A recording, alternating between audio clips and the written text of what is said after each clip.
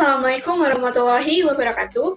Perkenalkan, nama saya Erina Sapura dengan NIM A1C1190668 dari Program Studi Pendidikan Kimia Fakultas Keguruan dan Ilmu Pendidikan Universitas Jambi.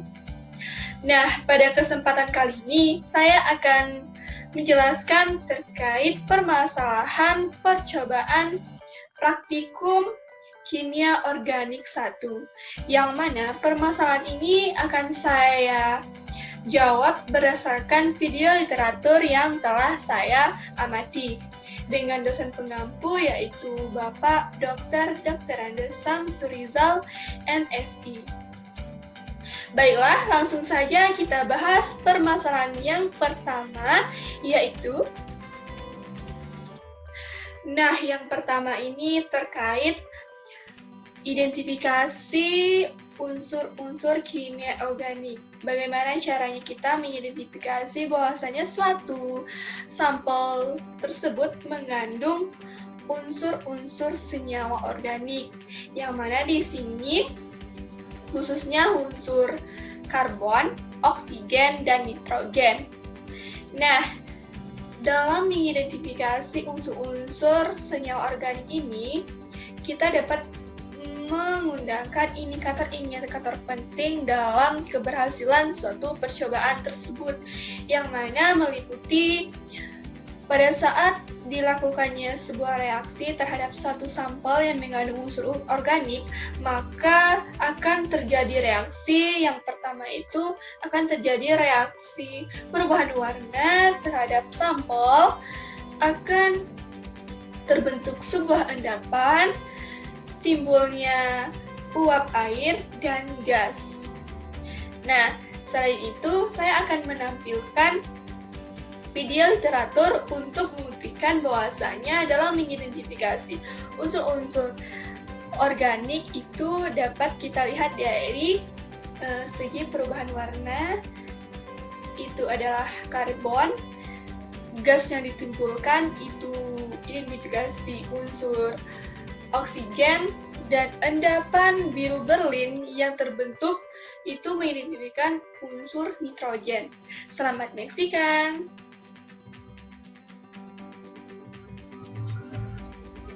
Nah, yang pertama ini terkait video, yaitu identifikasi unsur karbon dengan menggunakan sampel berupa glisin. 0,1 gram sampel senyawa yang mengandung unsur karbon, dalam hal ini glisin, terlebih dahulu ditimbang, kemudian diletakkan dalam cawan porselen, kemudian dipanaskan dan diamati perubahan yang terjadi. Hasil reaksi senyawa organik setelah pemanasan berubah warna menjadi. Nah, dari hasil pemanasan glisin tersebut, bahwasanya terjadi perubahan warna, yang mana warna sampel tadi putih setelah pemanasan berubah menjadi hitam kecoklatan. Nah, ini ditandai bahwasanya di dalam sampel ini terkandung unsur karbon, karena unsur karbon ini diciri khaskan dengan perubahan warna, yaitu warna coklat atau kehitaman. Selanjutnya, hitam. 0,1 gram sampel senyawa yang mengandung unsur karbon, dalam hal ini glisin, diletakkan dalam tabung reaksi dan ditambahkan kalium kromat, kemudian dipanaskan. Selanjutnya, larutan BaOH2 diambil menggunakan pipet tetes dan diletakkan pada mulut tabung reaksi, kemudian diamati perubahan yang terjadi dalam pipet yang berisi larutan BaOH2.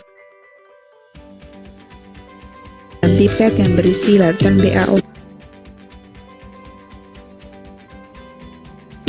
Perubahan yang terjadi dalam pipet yang berisi. Nah, dari hasil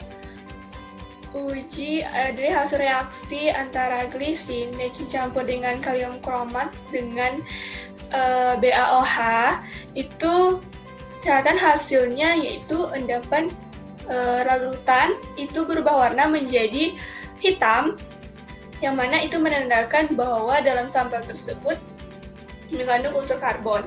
Nah, selain itu, ternyata selain unsur karbon, dalam sampel tersebut terkandung juga unsur oksigen, yang mana teman-teman bisa melihat unsur oksigen itu indikatornya timbulnya gas, yaitu berupa asap di dalam tabung reaksi tersebut.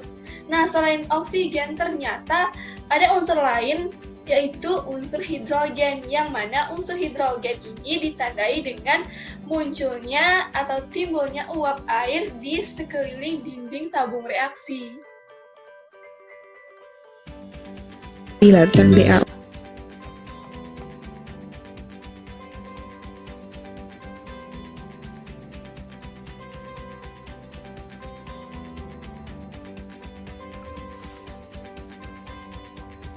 Selanjutnya, penentuan unsur nitrogen.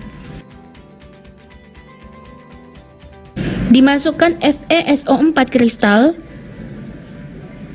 kurang lebih 1,5 spatula ke dalam tabung ketiga.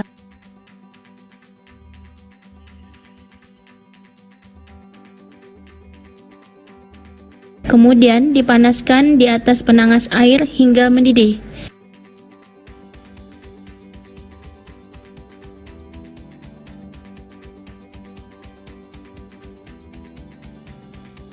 Lalu ditambahkan beberapa tetes H2SO4 pekat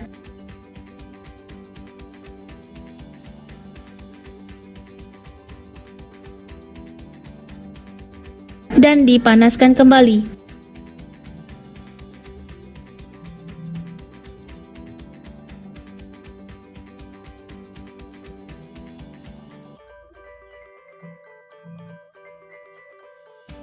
Hasil menunjukkan setelah dipanaskan terbentuk endapan biru berlin.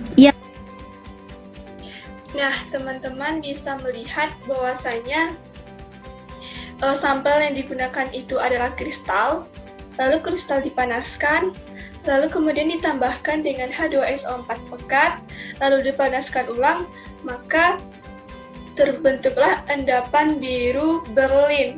Nah, endapan biru berlin ini merupakan indikator penting yang harus diamati bahwasanya dalam suatu sampel tersebut terkandung unsur nitrogen.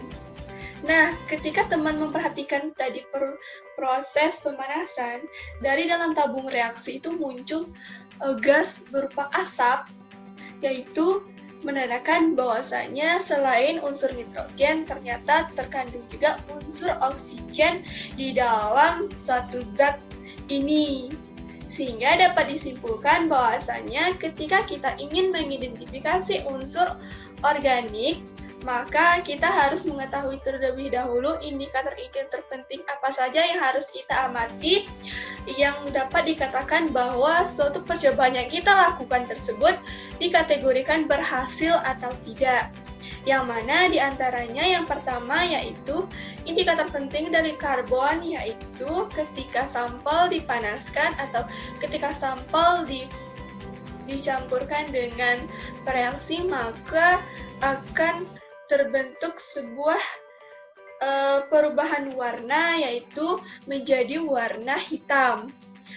Sedangkan oksigen yaitu apabila kita sedang mereaksikan satu sampel dan muncul sebuah gas atau asap, nah itu dapat ditandai bahwa dalam sampel tersebut terkandung unsur oksigen.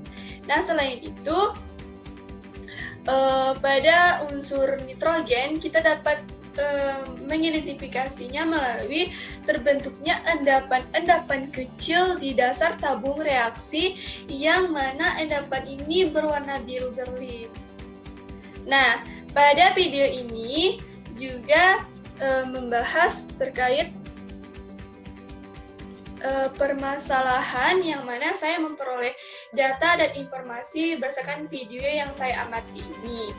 Yang mana dari data dan informasi tersebut, maka saya analisis bahwasanya video yang saya amati ini terdapat kelebihan dan kekurangannya, yang mana akan saya jelaskan sembari video literatur akan saya tayangkan.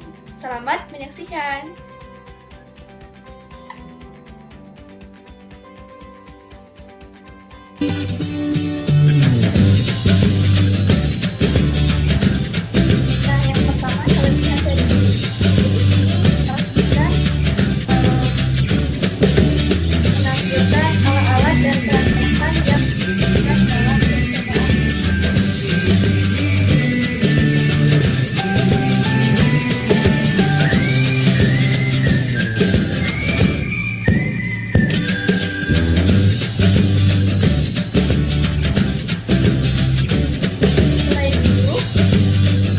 Tujuan dari praktikum ini adalah mahasiswa dapat memahami analisis kualitatif unsur-unsur penyusun suatu senyawa organik. Kemudian, mahasiswa dapat mengidentifikasi uji warna atau reaksi-reaksi untuk uji kualitatif unsur-unsur penyusun suatu senyawa organik.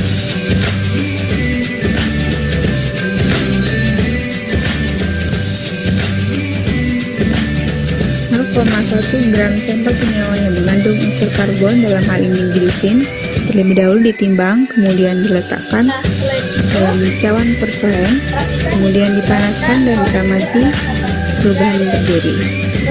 Hasil reaksi senyawa organik setelah pemanasan berubah warna menjadi hitam.